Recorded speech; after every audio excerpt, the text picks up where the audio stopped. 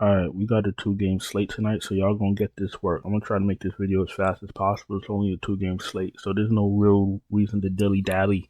Listen, we got Buffalo going up against Jacksonville, and we got Cincinnati going up against Washington, and both Buffalo and Cincinnati are favored because Jacksonville and Washington gives up a lot of yards. With all that being said, if we saw what happened yesterday on Sunday, all this data means nothing because you game plan for you game plan with a quarterback and a running back and a tight end and players to go up against bad defenses, and then you turn on the TV, and then the next thing you know, the bad team is blowing out the good team. What's really happening? Let's focus. Let's regroup. Let's play correctly and let the chips fall where they may. Buffalo should beat Jacksonville in Buffalo. Cincinnati should beat Washington. I don't want to focus on stacking Buffalo and stacking Cincinnati because anything can happen. I want to focus on lineup construction and making sure every spot has the best possible play with the salary that you have. It's hard to stay focused when you play correctly, and I'm talking about all of us. It's hard to stay focused when you, and this is not just for NFL, MLB, and it's hard to stay focused when you play correctly, play the highly projected players, build some type of correlation in your lineups, and then the opposite stuff happens. That's just how DFS is. You got to stick to your process. All right, Jared Allen, obviously spectacular play. Burrow against Washington. I'm looking for Cincinnati to have a remember me game. But one thing we got to realize too, another thing that I'm noticing is that a lot of these teams aren't what they were last season. So every time a new season starts, we're expecting the team to continue, and sometimes they just can't do it. For example, Mr. Kelce, Mr. Rockstar Travis Kelce. Game 1 I thought he was washed. Game 2 I knew he was washed. I just didn't want to say nothing. I didn't feel like arguing. Game 3, how do we defend this? He's a little bit slower. He's lost a step. Maybe, I don't know. He's lost a step. It is what it is. Men lie, women lie, numbers don't. You see what I'm saying? So I don't want to hear no excuses. This is professional sports. If you don't produce, then there's nothing to talk about. If you're not producing at what you're supposed to be producing at, then you're nothing. You feel me? Travis Kelce is nothing right now. He needs to find himself, or he's probably just washed.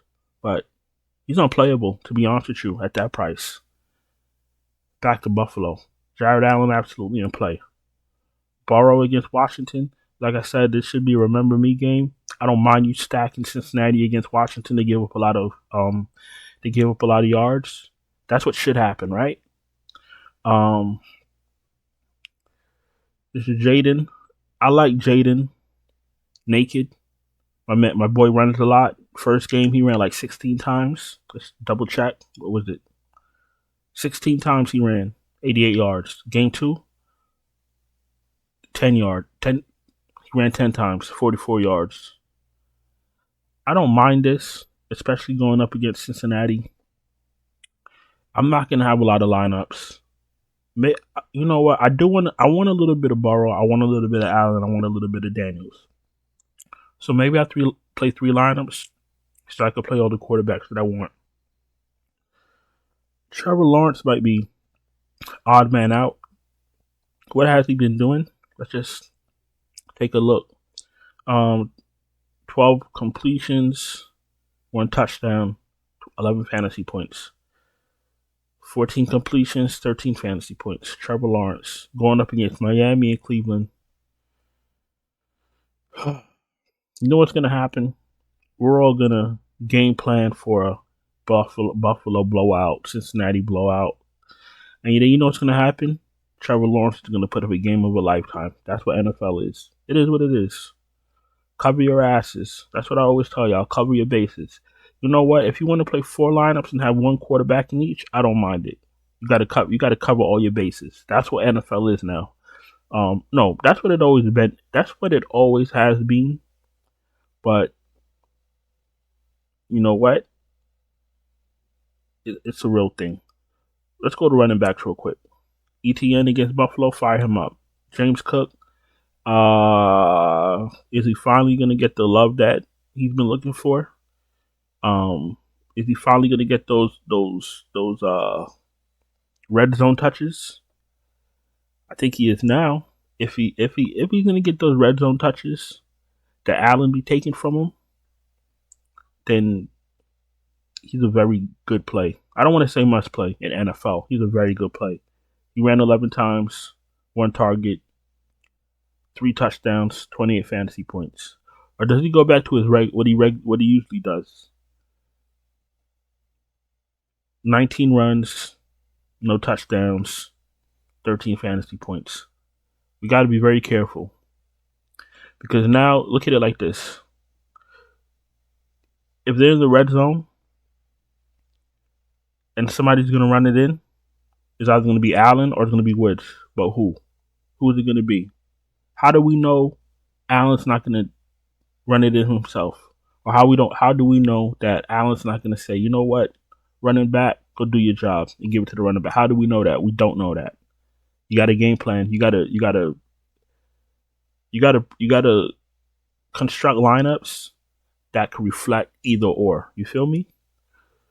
Brian Robinson, I don't mind him. Zach Moss in play. Eckler.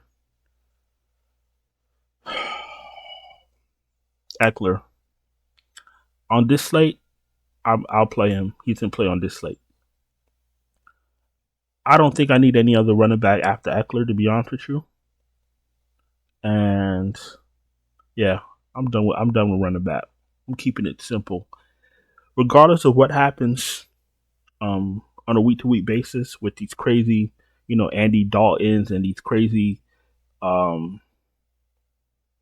low-owned, unexpected players coming through, I'm gonna still keep my process the same, and I'm gonna still keep my player pool tight. The worst thing you could ever do is play a wide receiver 4 or wide receiver 5, and he gets 2 targets and 0 fantasy points. Your whole lineup is fucked. You never had a shot. You know what I'm saying? I want to play players that are gonna get snaps and that's gonna get targets and touches. If I do that and I don't win, fine. I'm gonna do it the next week. But I don't want to be out there playing wide receiver 6s just because, one Sunday, a wide receiver 5 had himself a day.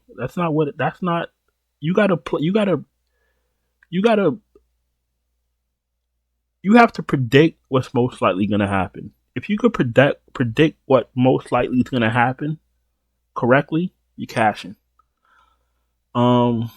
Chase, I've been looking for a big game from Chase. Really. I've been waiting for it. 5 targets, 6 targets. This has got to be it. If we can't do it against Washington, I don't know what we're doing. Higgins, give me Higgins. Give me both of them. I don't mind both of them in the same lineup, to be honest with you. Give me Chase, give me Wiggins, McLaurin. You can play Shakir, Kirk, Thomas, Keon Coleman. Keon Coleman can play for me. Samuel, Josephus.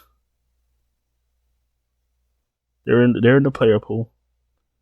Davis is in the player pool. Gabe Davis is in the player pool.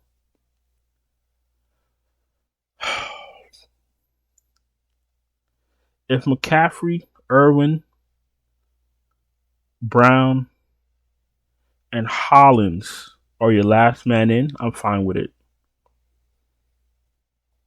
Tight end, Kincaid. Jacksonville gives up a lot of passing yards. Jacksonville likes to play a lot of man. Give me Kincaid to have a breakthrough game. Fire him up. Ertz, Gesicki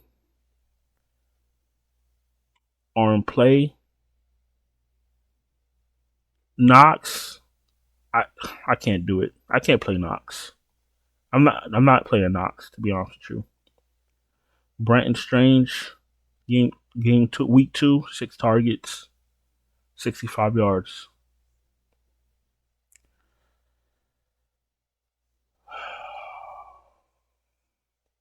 Strange is in place. Strange is in play, 2,700. Kincaid, Ertz, Jazeki, Strange are my tight ends. You feel me? It's only a 2-game slate. It's probably not going to be any real reason to go to FanDuel. Player pool's not going to change on a 2-game slate. I do appreciate y'all watching. Don't forget to subscribe. Hit the bell. Thumbs up the video. Don't forget to subscribe. I just said that, right? If you're struggling to cash, you need help, you want me to help you out, check out the Patreon link in the description. Check out the channel memberships right here on YouTube. Super chats are open and available. And I think that's pretty much it. I didn't want to really hold y'all too long. It's only a 2-game slate. Listen, hope y'all had a profitable Sunday, and I'll talk to you guys later. Ciao.